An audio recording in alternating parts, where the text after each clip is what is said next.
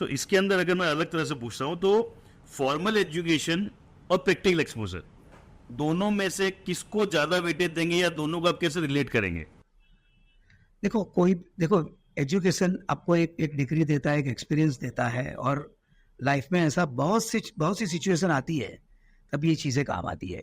क्योंकि वो जैसे स्टॉक मार्केट और एजुकेशन में ज़्यादा फर्क नहीं है, वो भी कंटिन्यूस ऊपर नीचे जाता हुआ है। आपको आज लगेगा कि मैं क्लास का रैंकर हूँ, कल लगेगा कि मैं क्लियर कर पाऊंगा कि नहीं। तो यही लाइफ है और यही इन्वेस्टमेंट है। तो ये सब चीज़ें एक दूसरे से जुड़ी हुई है। तो ऐसा नहीं है कि अगर कोई बंदा पढ़ा हुआ है तो वो अच्छे से काम भी कर पाता है, पर पैरेलली प्रैक्टिकल नॉलेज का इतना ही रिक्वायरमेंट है। क्योंकि अच्छी डिग्री से, अच्छे सर्टिफिकेट से, ऐसे हमने बहुत से लोग देखे हैं कि भाई अच्छे से ग्रेजुएट हुए हैं या अच्छे से पढ़ाई कंप्लीट की है, पर जब प्रैक्टिकली काम आता है तभी इतने कॉन्फिडेंस पे नहीं होते, तो कई बार उनको अपॉर्चुनिटी नहीं मिलती है। तो ये भी जरूरी है कि आपको प्रैक्टिकल नॉलेज भी पैरेलली होना चाहिए, ये भी सो डिग्री अपनी जगह काम करती है, प्रैक्टिकल एक्सपोजर अपनी जगह, मतलब दोनों जरूरी है। कोई ये बोले कि मैं सिर्फ प्रैक्टिकल एक्सपोजर पढ़ू नहीं तो नहीं चले, और कोई बोले सिर्फ पढ़ लूँ प्रैक्टिकल एक्सपोजर नहीं, दोनों का मिक्सचर उसके लिए बहुत रिक्वायरमेंट है। गुड। सो अभी फुल तेजी है और मैं मेरी क्लास में देखता हूँ 11-12 के बच्चे आते हैं और बहुत सारे बच्चे हैं जो ट्रेड करते हैं और रोज आके दिखाते हैं, सर ये देखो इतना बढ़ रहा है, ये घट रहा है। सो ऐसे बच्चों के लिए क्या एडवाइस हो? मुझे लिटरली बहुत डर लगता है कि मैं इतना जानता नहीं हूँ, इन डेप्थ जानता नहीं हूँ, और मुझे इतना पक्का समझ में आ रहा है कि जिस हिसाब से भाग रहा है, किसी जब टूटना चालू होगा तो बैंड बच जाएगा। तो देखो यहाँ पे एक चीज क्लियर है कि देखो दो तरह से चीजें सीखी जा सकती है। एक तो किसी ने ट्यूशन फी पे की है उनसे समझ के, और एक खुद ट्यूशन फी पे करके। तो आपके पास दोनों ऑप्शन है। आज जो बंदा ट्रेड कर रहा है वो एक्चुअली आज नहीं तो कल ट्यूशन फी पे करने वाला, हाँ, in the form of loss को पे कर देगा। तो वो उसको ट्यूशन फी लगेगी, उसके बिना वो नहीं सीखेगा। उसको आज हम बोलेंगे कि भैया तू ये बहुत रिस्क पे है, तू संभाल के काम करना, देखना, ये सब नहीं काम आएगा और समझ में भी नहीं आता उसको, क्योंकि आज वो पैसा कमा रहा है। हाँ, बराबर है। और अच्छा, कोई चीज आज ली है, कल बढ़ गई, परसों ली है, दूसरे दिन बढ़ गई, नीचे आ गई, वापिस ऊपर आ गई, तो वो सिनेरियो में ट्रेडिंग में पैसा मिलता है। तो उसको यही लगता है कि भाई आपके हिसाब से सही है, ऊपर हम जो कर रहे हैं वो भी सही है, तो ठीक है, फाइन। तो आप वो सिचुएशन में किसी को कुछ भी चीज बोलना वो सही नहीं है, सही, क्योंकि हर एक चीज का एक टाइम होता है।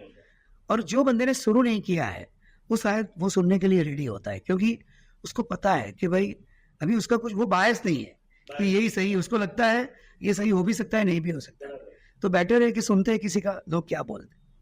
तो हमारे लिए देखो, हम भी जब ये मार्केट में आए थे हमको यही लगा था कि ऐसे ही काम करना चाहिए। थोड़े दिन बाद हमको, थोड़े मंथ बाद यही लगा कि हमने जो 10 साल ये डायमंड में बिगाड़े ना, वो बेकार था, बहुत पहले आ जाना चाहिए। और 2 साल के बाद लगा कि हम बहुत गलत जगह पे आ गए, अभी करें क्या। और नॉर्मली होता क्या है, जब पता लगता है ना तब गंवाने का कुछ होता नहीं है, और जब पता नहीं होता है तब अपने पास बहुत होता है। तो फिर तो क्या, पूरी गांव अपने को सुनाते हैं पर पैसा नहीं आता है, खाली सुनने को मिलता है। तो बेटर है कि अभी से जो बंदे आज की डेट में ट्रेड कर रहे हैं वो अभी से समझ ले। मैं हमेशा मेरी लाइफ में ये बात करता हूँ कि फेल्यूर गिर जाना नहीं है, वहां पड़े रहना है।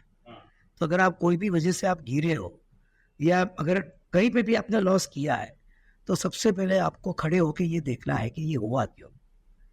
तो मान के चलो कि उसमें किसी का दोष नहीं है, जो भी दोष है अपना ही है।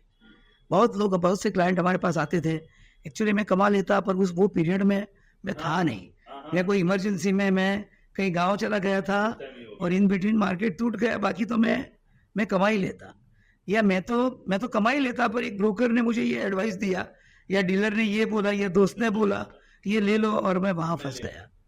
तो ये चीजें हमने बहुत बार सुनी है, बहुत बार। सो दो स्टेटमेंट बोले, एक तो आपने बोला कि फेलियर गिरना नहीं है बट गिर के पड़े रहना है, और दूसरा जब उसको आप डिस्क्राइब करते हो तो मुझे ये समझ में आता है कि जो मतलब मैं गिरा हूं या फेल हुआ उसकी जिम्मेदारी मेरी है।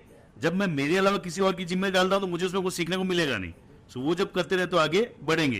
ये बहुत बार हम देखते हैं कि साला मेरी ऑफिस का ये डायरेक्शन है ना, वो गलत था। एंट्री अगर वहां से वहां आती है तो मुझे ये दिक्कत नहीं आता। तो ये अगर हम काउंट करेंगे तो हम कभी भी बाहर नहीं आ पाएंगे। वही देखना पड़ेगा कि मैंने क्या मिस किया।